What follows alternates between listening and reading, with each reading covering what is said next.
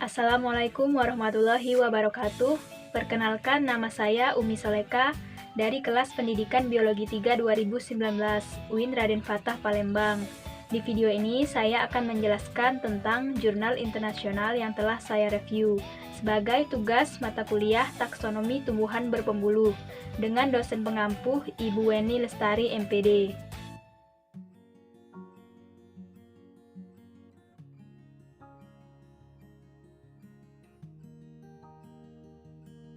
Baiklah, jurnal internasional yang saya review adalah Pakistan Journal of Botany, volume 51 nomor 2, halaman 561 sampai 565, dengan judul jurnal Variability in Seed Germination Characteristic of Capsicum annum and Capsicum frutescens, atau variabilitas pada karakteristik pertumbuhan benih Capsicum annum dan Capsicum frutescens. Jurnal ini dibuat dan diterbitkan pada tahun 2019 dengan penulis yaitu Tommy Lois Olatunji dan Anthony J.D. Afolayan. Selanjutnya, pada bagian abstrak menjelaskan beberapa poin. Yang pertama tentang perkecambahan biji yang merupakan hal yang sangat penting untuk pembentukan bibit dan kelangsungan hidup di alam dan dapat digunakan untuk membangun keterkaitan filogenetik di antara spesies tanaman. Pada jurnal ini mengevaluasi karakteristik perkecambahan benih dari dua varietas yang dibudidayakan dari genus Capsicum yang terdapat di Afrika Barat sebagai respon terhadap cahaya, suhu, dan juga kedalaman tanam. Varietas dan spesies yang digunakan dalam penelitian ini yaitu Capsicum annum var abbreviatum, Capsicum annum var acuminatum, Capsicum annum var grossum, dan Capsicum frutescens var bacatum.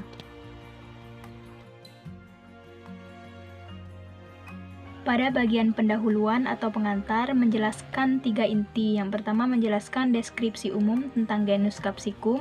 Yang kedua menjelaskan tentang 2 spesies dari genus Capsicum yang terdapat di Afrika Barat.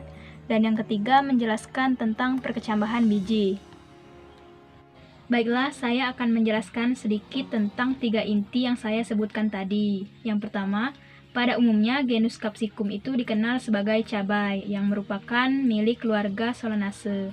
Kira-kira genus ini terdiri dari 5 spesies peliharaan dan 22 spesies liar. Spesies peliharaan itu diantaranya Capsicum annum, Capsicum chinensis, Capsicum frutescens, Capsicum pubescens, dan Capsicum bacatum. Yang kedua, di Afrika Barat, genus Capsicum ini diwakili oleh 2 spesies yang dibudidayakan, yaitu Capsicum frutescens dan juga Capsicum annum dengan varietas yang berbeda. Yang ketiga itu tentang perkecambahan biji. Perkecambahan biji ini merupakan tahap penting dalam siklus hidup tanaman berbunga, yang ditentukan oleh faktor lingkungan yang berbeda dan juga oleh sejumlah besar gen. Nah, perkecambahan biji ini dapat digunakan untuk membangun hubungan filogenetik antar varietas yang dibudidayakan dari genus Capsicum.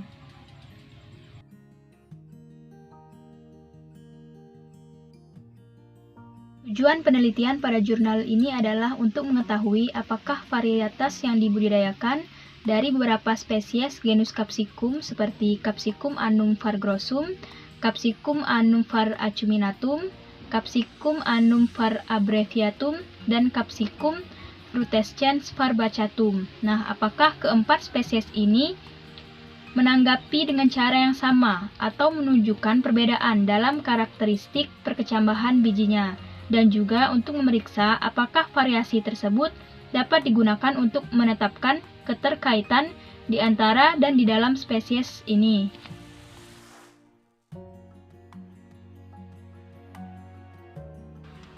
Selanjutnya yaitu bahan dan metode. Yang pertama, koleksi bahan tanaman.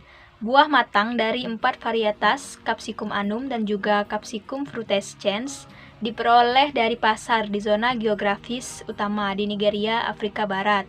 Nah, benih dalam buah ini dijemur dan disimpan pada suhu kamar sekitar 15-25 derajat Celcius dalam kantong kertas dan kemudian digunakan untuk percobaan perkecambahan dan juga diberi label Untuk Capsicum annum var abbreviatum diberi label Rhodo. Capsicum annum var acuminatum diberi label Sombo. Capsicum annum var grossum diberi label Tatase, dan Capsicum frutescens var bacatum diberi label WW. Yang kedua, dilakukan uji kelayakan. Viabilitas benih diuji dengan menggunakan teknik tetrazolium yang bertujuan untuk memastikan bahwa benih berkualitas tinggi dan juga layak. Yang ketiga, penentuan berat benih. Untuk setiap varietas, bobot rata-rata 100 benih kering, udara dihitung dari 5 ulangan untuk menentukan bobot benih. Selanjutnya, pada penelitian ini memfokuskan 3 hal yang berpengaruh terhadap perkecambahan, yaitu pengaruh cahaya, pengaruh suhu, dan juga pengaruh kedalaman tanam. Pada pengaruh cahaya itu dilakukan dengan 3 perlakuan, yaitu cahaya terus-menerus, cahaya atau gelap bergantian, dan kegelapan berkelanjutan.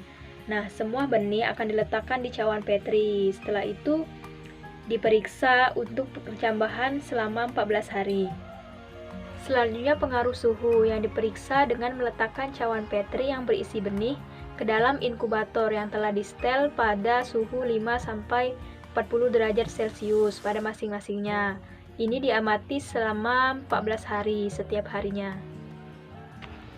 Dan pada kedalaman tanam dilakukan dengan cara menabur benih pada nampan perkecambahan semai yang diisi dengan tanah lempung pucuk pada kedalaman 0-5 cm dengan 3 ulangan untuk masing-masing varietas. Setiap nampan disiram setiap hari dan hitungan perkecambahan dilakukan selama 14 hari.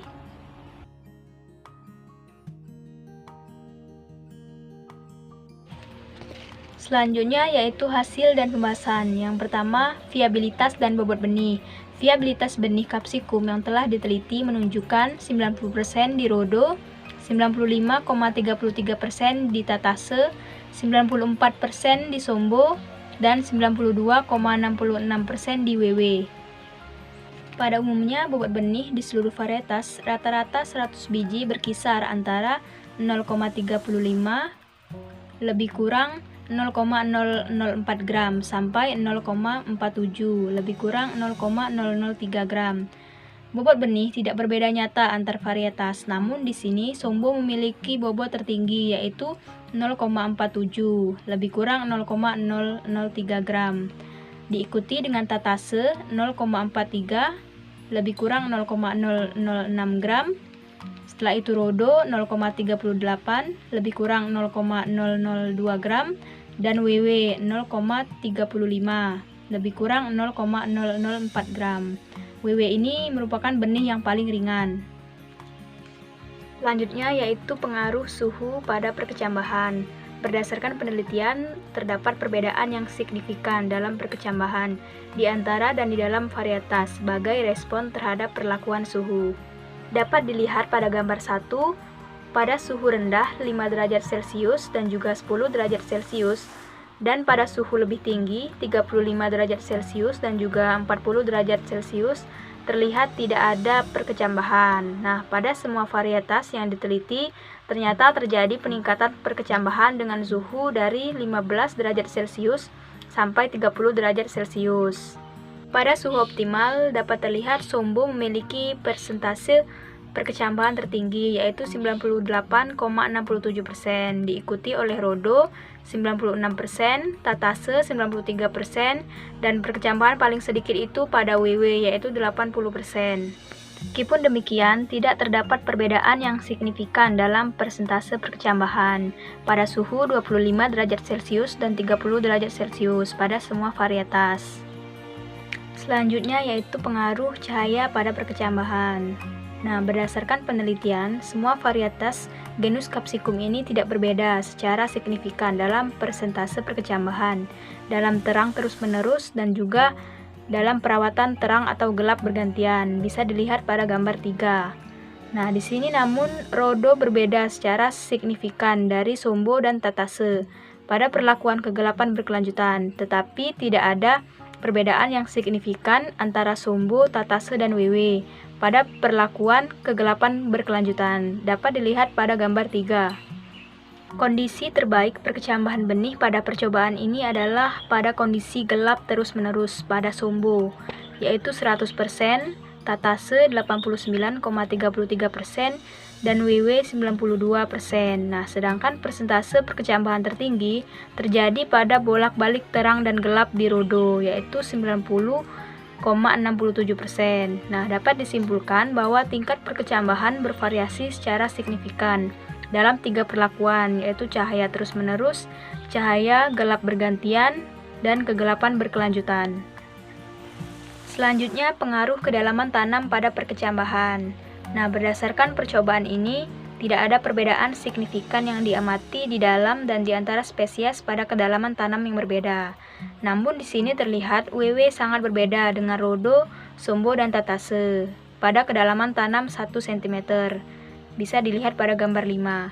Secara umum, tingkat perkecambahan yang diamati dalam penelitian ini semakin berkurang seiring dengan kedalaman. Pada gambar 5 di samping dapat terlihat persentase perkecambahan dan kemunculan maksimum untuk semua varietas terjadi pada kedalaman tanah 1 cm, diikuti oleh 2 cm dan 3 cm. Tidak ada perkecambahan yang terjadi pada 4 cm dan hanya Rodo yang berkecambah pada 5 cm di bawah tanah. Baiklah, selanjutnya kita akan masuk ke pembahasan.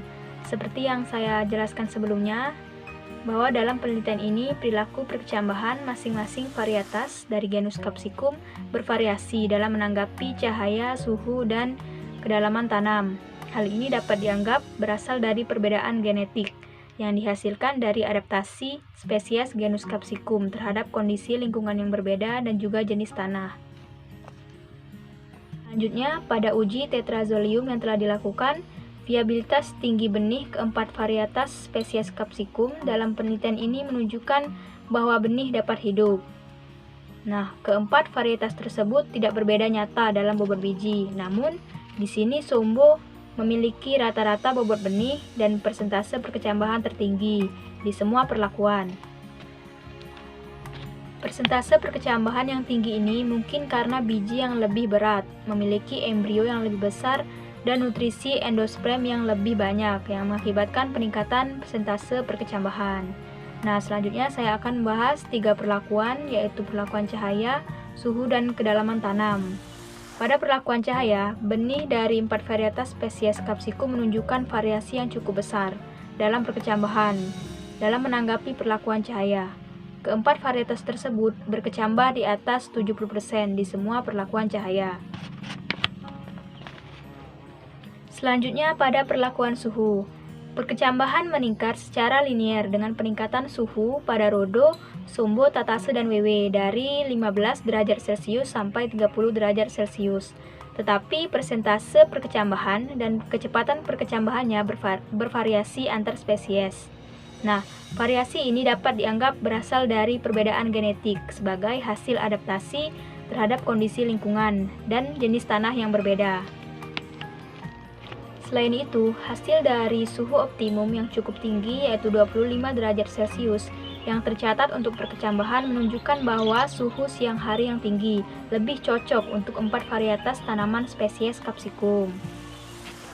Perkecambahan rendah diamati pada 4 varietas pada suhu lebih rendah dari 15 derajat Celcius dan pada suhu lebih tinggi yaitu 35 derajat Celcius dan 40 derajat Celcius, merupakan indikasi bahwa tidak ada atau sedikit perkecambahan akan terjadi selama pertengahan musim panas atau musim dingin, dan ini dapat menjadi mekanisme pertahanan untuk mencegah kematian bibit unggul yang ekstrim. Selanjutnya yang terakhir yaitu pada perlakuan kedalaman tanam.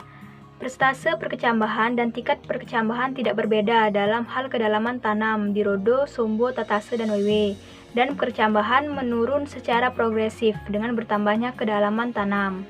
Jadi secara umum hasil penelitian ini menunjukkan bahwa varietas dan spesies memiliki persyaratan perkecambahan yang serupa dalam hal cahaya, suhu, dan kedalaman tanam seperti WW yang merupakan Capsicum frutescens varbacatum yang berbeda dari Rodo, Sombo, dan Tatase yang merupakan varietasnya Capsicum annum. Ini menunjukkan bahwa 4 varietas mungkin milik satu spesies, yaitu Capsicum annum.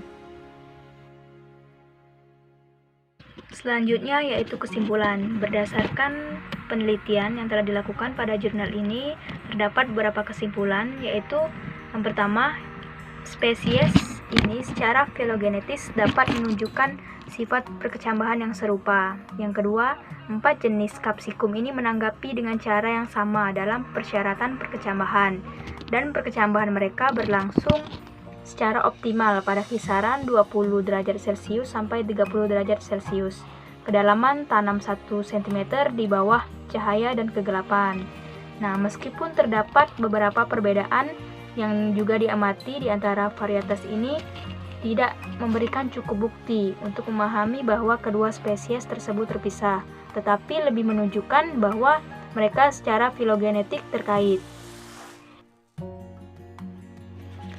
Selanjutnya yaitu kelebihan dan kekurangan. Menurut saya, kelebihan dari jurnal ini adalah dapat memaparkan secara jelas dan lengkap mulai dari pendahuluan atau latar belakang dari permasalahan, mengapa penelitian ini dibuat, dan juga mendeskripsikan step by step secara luas dan juga jelas.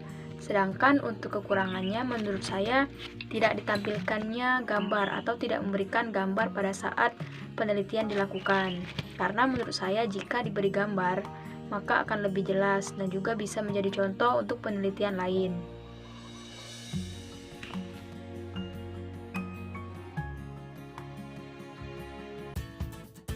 Baiklah, itulah presentasi review jurnal internasional yang telah saya sampaikan. Apabila terdapat kesalahan dan kekurangan, saya mohon maaf. Kepada Allah saya mohon ampun. Saya ucapkan terima kasih. Wassalamualaikum warahmatullahi wabarakatuh.